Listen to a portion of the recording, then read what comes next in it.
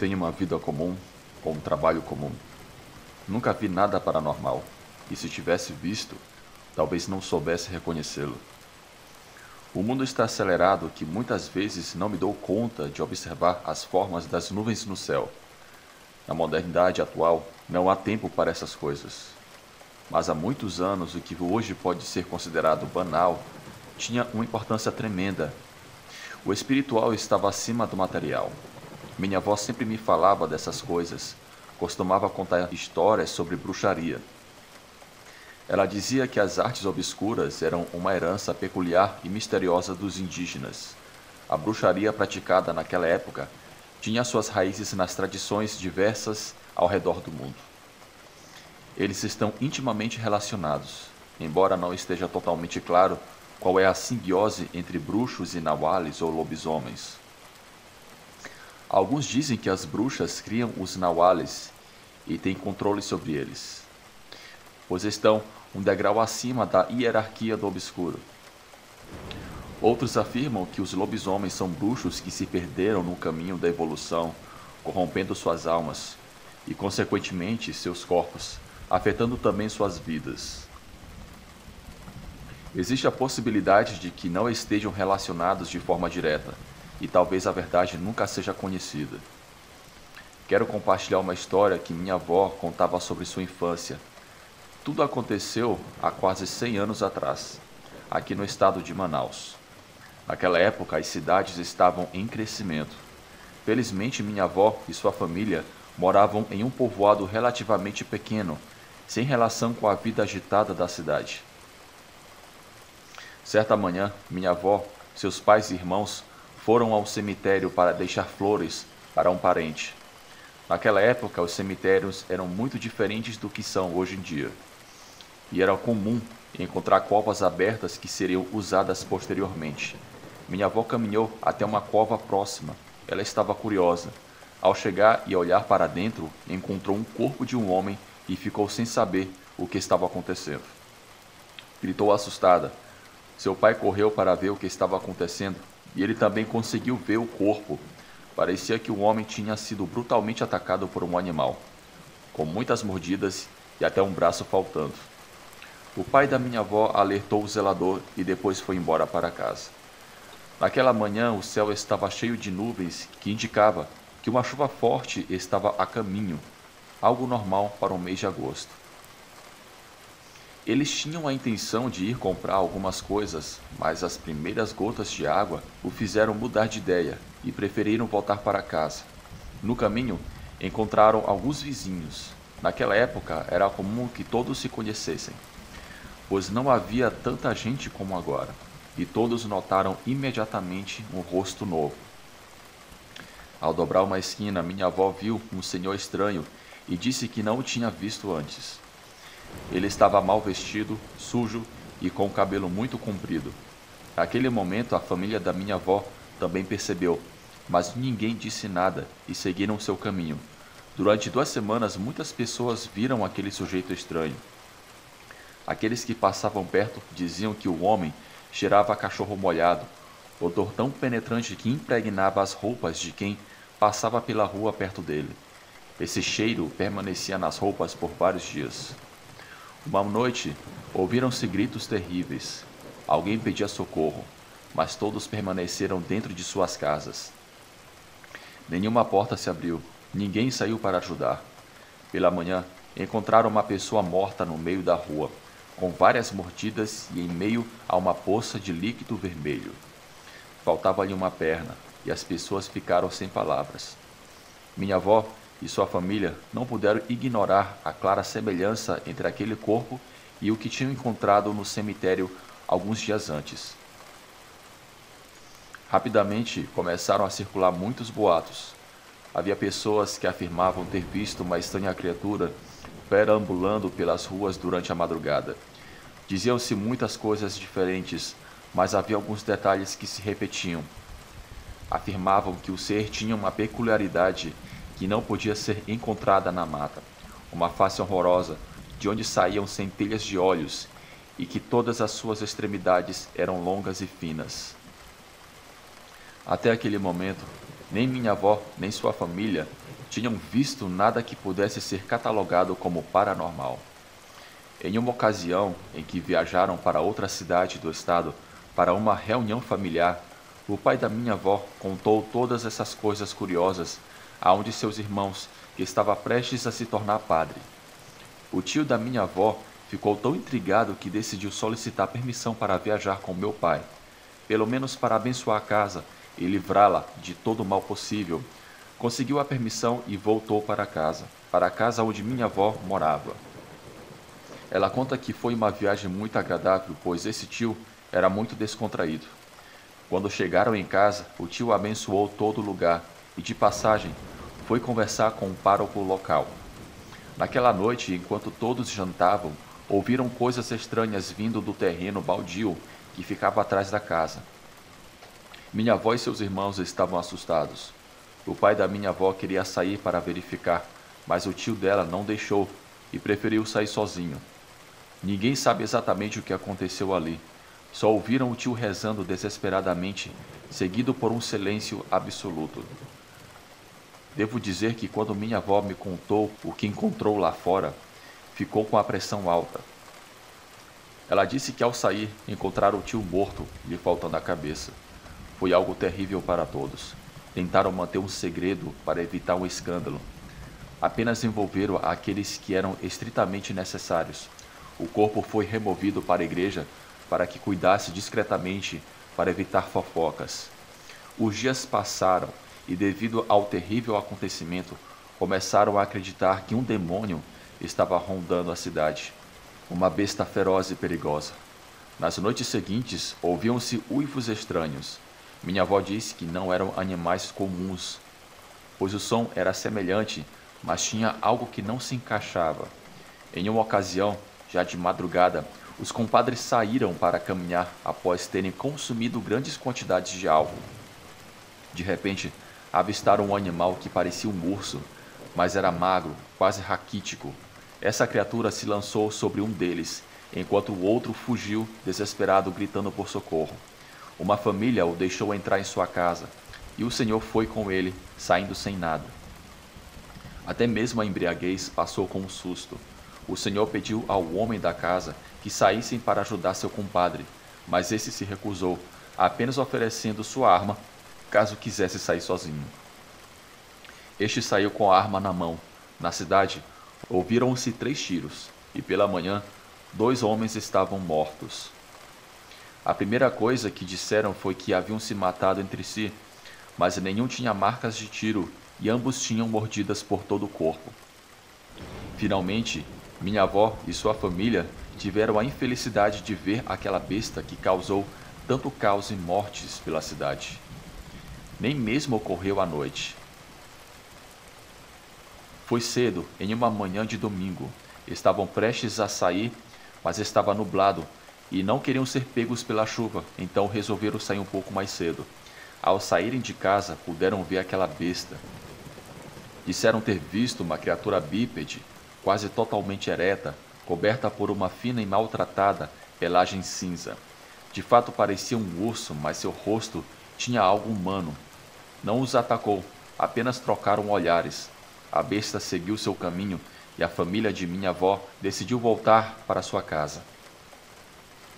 Depois de alguns meses, ninguém mais viu a criatura e, curiosamente, o estranho sujeito, que sempre andava mal vestido e com o cabelo comprido, também desapareceu.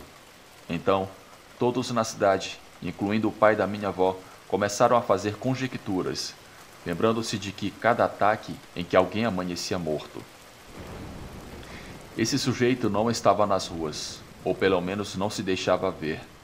Minha avó dizia que não pode afirmar que a besta e esse sujeito estavam na casa de seu pai, mas pelo menos para mim é curioso coisas estranhas tenham começado quando ele chegou e pararam quando ele foi embora.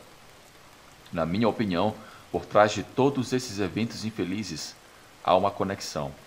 Outra coisa que acho curiosa é que há cerca de 11 anos conheci alguém que disse ter tido um encontro com uma criatura com as mesmas características, onde minha avó morava naquela época.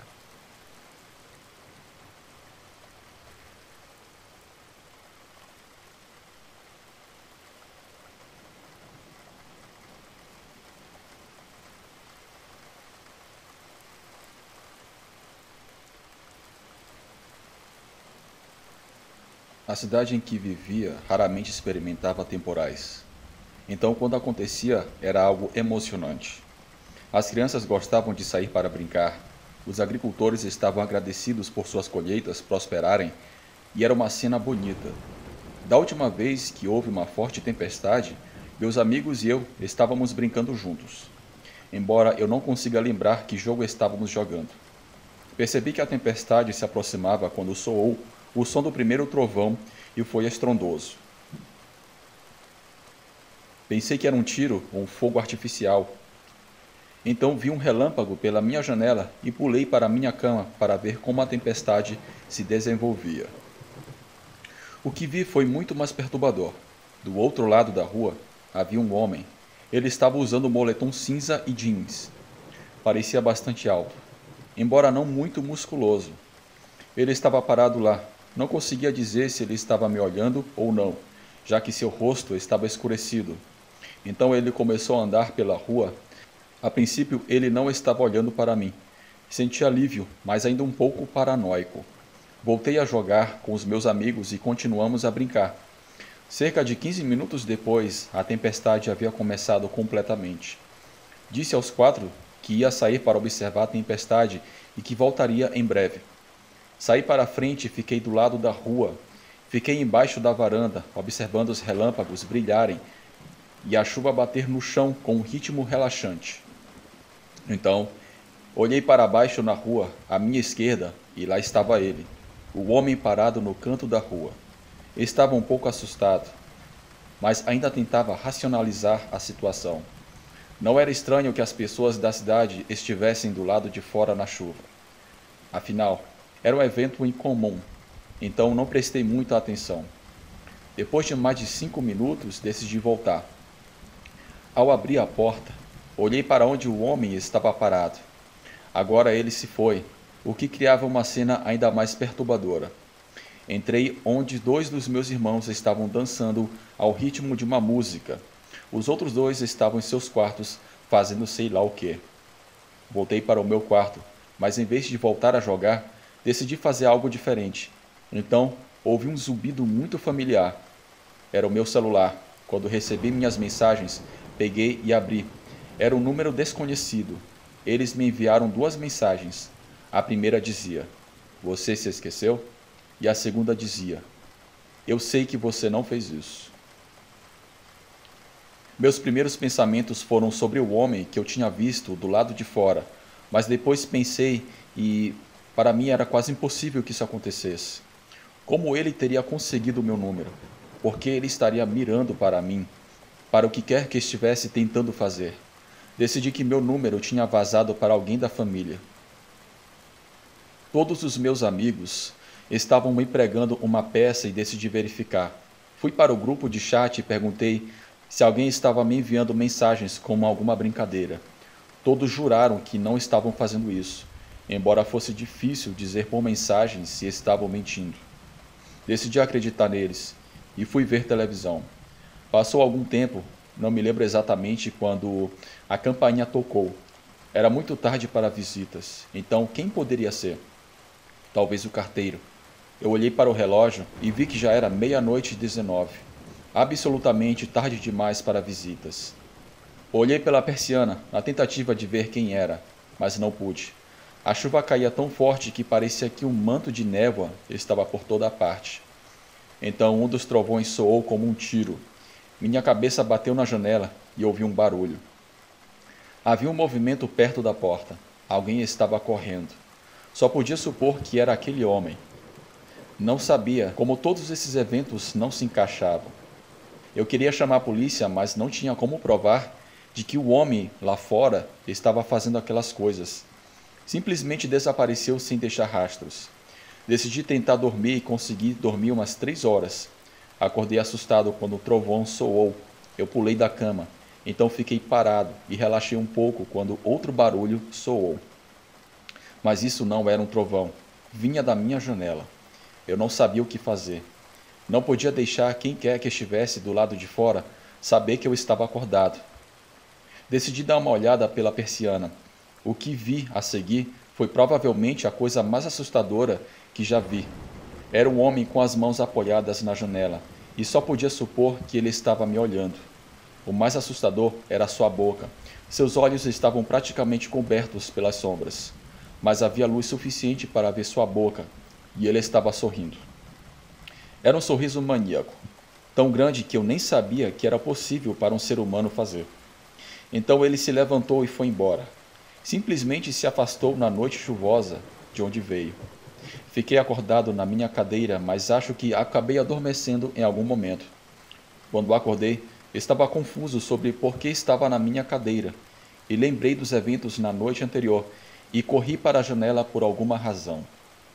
Quando levantei as persianas, havia uma coisa que eu podia ver: um pequeno pedaço de papel preso à minha janela. Nele havia 3 palavras que têm assombrado os meus sonhos desde então. Você se esqueceu? Eu não tive mais experiências com esse homem e espero não ter que enfrentá-lo novamente. E até hoje eu não sei o que significava aquela mensagem.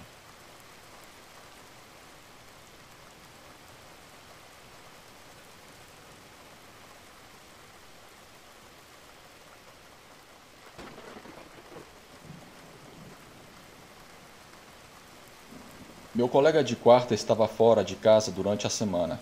Então, eu tinha um lugar só para mim. Era a semana de férias de primavera, então minhas aulas na universidade também estavam suspensas. Eu não tinha planos e realmente nada para fazer. Na segunda-feira, eu basicamente me senti preso dentro de casa por causa de uma grande tempestade que atingia a nossa cidade. Era comum nessa época do ano, mas sempre parecia pior toda vez que acontecia. As árvores pareciam que ia voar longe e a casa tremia e rangia sem parar. Sabendo que não conseguiria dormir, decidi ficar acordado. Liguei meu Xbox e comecei um dos jogos. Joguei por mais de 1 hora, provavelmente até as 11 horas, quando a campainha tocou. Pausei o jogo e me levantei, mas então lembrei de toda a tempestade e tudo mais. Quem estaria lá fora naquele momento? Eu fui até a porta da frente e olhei pelo olho mágico. Não havia nada. Abri a porta e o vento e a água me atingiram imediatamente, mas quando olhei ao redor, eu não vi ninguém. Fechei a porta e pensei que talvez o vento tivesse feito tocar, de alguma forma, a campainha da porta. Não sei, parece bobo agora, mas o que eu deveria pensar? Voltei para o meu jogo, mas apenas alguns minutos depois, ouvi um estrondo alto no quintal. Coisas caindo e quebrando. Eu sabia imediatamente que era o nosso mobiliário de pátio e corri para as portas do fundo. Tudo estava espalhado pelo pátio, voando no vento.